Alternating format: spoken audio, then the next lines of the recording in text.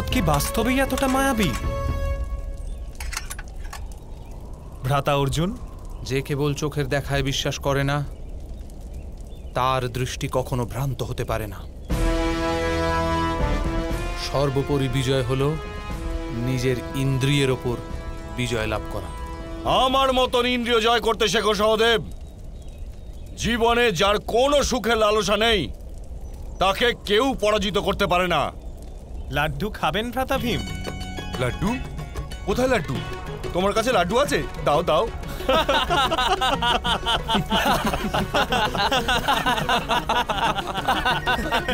এই হলো আমার ভ্রাতা, যার জীবনে কোনো সুখের লালসা নেই।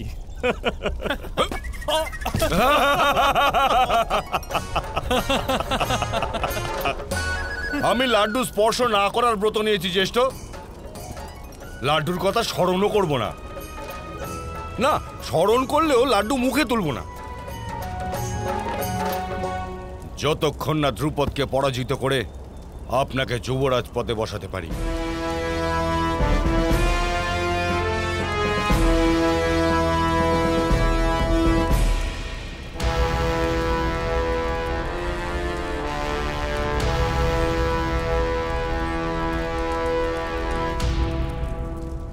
আমরা চক্রব্যূহর প্রয়োগ করব। 3 ভাগে বিভক্ত থাকব। একটি দলের সর্বাগ্রে আমি থাকব, দুঃশাসন। দ্বিতীয় দলের সর্বাগ্রে থাকবে তুমি। তোমার দল আমার দলের চেয়ে খানিক পশ্চাতে দক্ষিণ মুখে থাকবে। বিকর্ণ, তোমার দল উত্তরে খানিক পশ্চাৎ থেকে আক্রমণ করবে।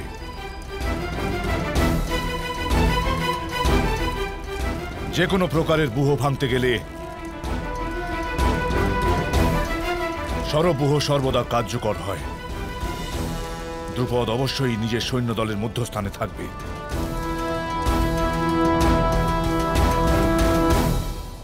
আমাকে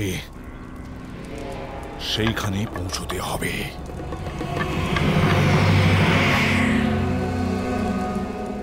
মিত্র দুর্যোধন, ধ্রুপদকে পরাজিত করার পূর্বে তার সেনাপতিকে পরাজিত করতে হবে। শুনেছি ধ্রুপদের সেনাপতি অমর। অমর কেউ হয় না। কিন্তু ধ্রুপদের সেনাপতির মৃত্যু হতে পারে না।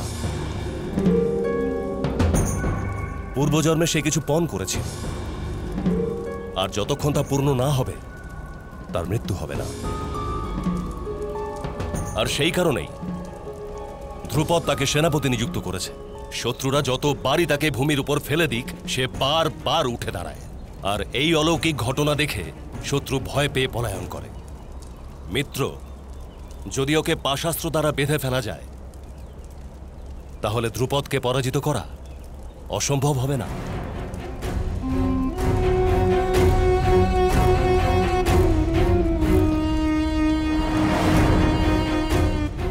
বিকর্ণ, অশাস্ত্র কাকে বলে জানো? জানি তো নিশ্চয়ই ভ্রাতাশ্রী, কিন্তু প্রয়োগ করতে জানি না। অর্জুন তো জানে।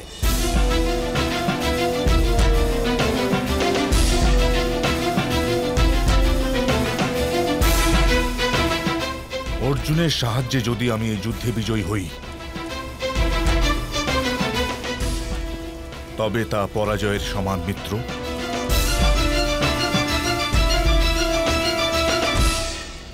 স্মরণে রেখো দুঃশাসন,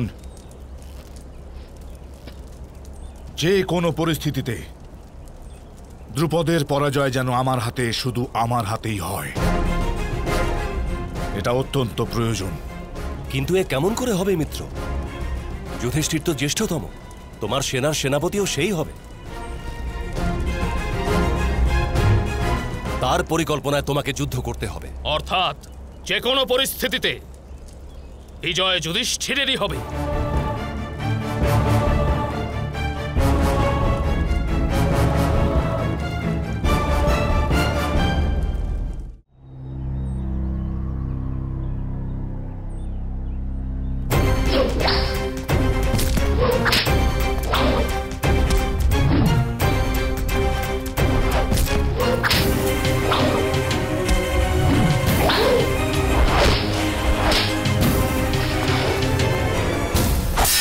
শুনেছ তুমি সেনাপতি? দ্রোণ আসছে হস্তিনাপুরের রাজকুমারদের সঙ্গে। 105 রাজকুমার, আর তোমার কাছে 2 অক্ষৌহিনী সৈন্য। বন্দি করে নাও সবাইকে।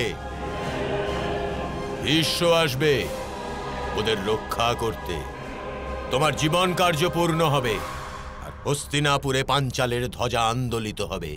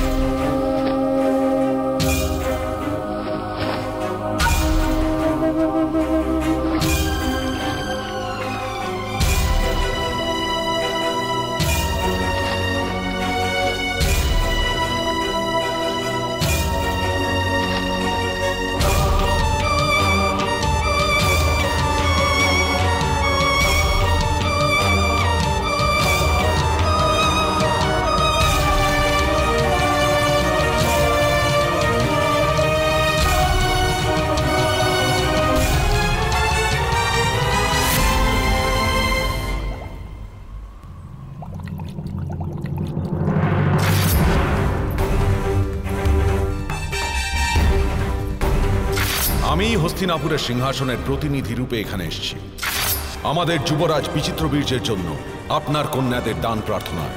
যদি উপস্থিত রাজাদের মধ্যে কারো আমার প্রস্তাবে আপত্তি থাকে, তবে সেই রাজার আমার সামর্থ্যের পরীক্ষা নেওয়ার অধিকার আছে। ক্ষত্রিয় কখনো যুদ্ধ আর দ্বন্দ্বের আহ্বান অগ্রাহ্য করতে পারে না গঙ্গাপুত্র। আমি মন থেকে মহারাজ চল্লকে আমার স্বামী মেনে নিয়েছি। এই স্বয়ংবরে আমি মহারাজ চল্লের কণ্ঠেই মালা পরাবো, এটা নিশ্চিত ছিল। আপনি ভরা সভায় নিজের সামর্থ্যের প্রদর্শন করে আমাকে জিতেছেন, কাজে এখন আমার বিবাহ হলে কেবল আপনার সঙ্গে হবে গঙ্গাপুত্র ভীষ্ম। কিন্তু এ সম্ভব নয়। আমি আজীবন ব্রহ্মচর্যের ব্রত নিয়েছি, আর আমি সেই ব্রতই ভাঙার জন্য এখানে এসেছি ভীষ্ম। আপনি আমার গুরু শ্রী পরশুরামের শরণে যান, আর যদি আমি দোষী হই, আমায় দণ্ড দেওয়ার শক্তি কেবল আমার গুরু ভগবান শ্রী পরশুরামেরই আছে। যতক্ষণ না আমার সমস্যার সমাধান হচ্ছে ততক্ষণ ভগবান পরশুরামকে যুদ্ধ করতেই হবে। আমার মনস্কামনা পূর্ণ করুন মহাদেব। আমি ওর মৃত্যু কামনা করছি মহাদেব, আমি ওর মৃত্যুর কারণ হতে চাই। যদি কখনো তুমি কোনো উদ্ধার কার্যের সাথে যুক্ত হও, কখনো কোনো মহান কার্য সিদ্ধির জন্য ভীষ্মের মৃত্যু কামনা করো তুমি, তবে ভীষ্মের মৃত্যুর কারণ তুমি অবশ্যই হবে। তাহলে আমি আর বাঁচতে চাই না, কিন্তু আমি আবার জন্ম নিয়ে ফিরে আসব 25 বছর পরেও। এই কন্যা তার প্রতিশোধ নেবে। আমি এই কন্যার নাম শিখণ্ডী রাখছি। আর যখন তোমার আত্মাকেও বার্ধক্য আর শ্রান্তি ঘিরে ফেলবে, আমি তোমার মৃত্যুর সংকল্প নিয়েই জন্ম নেব।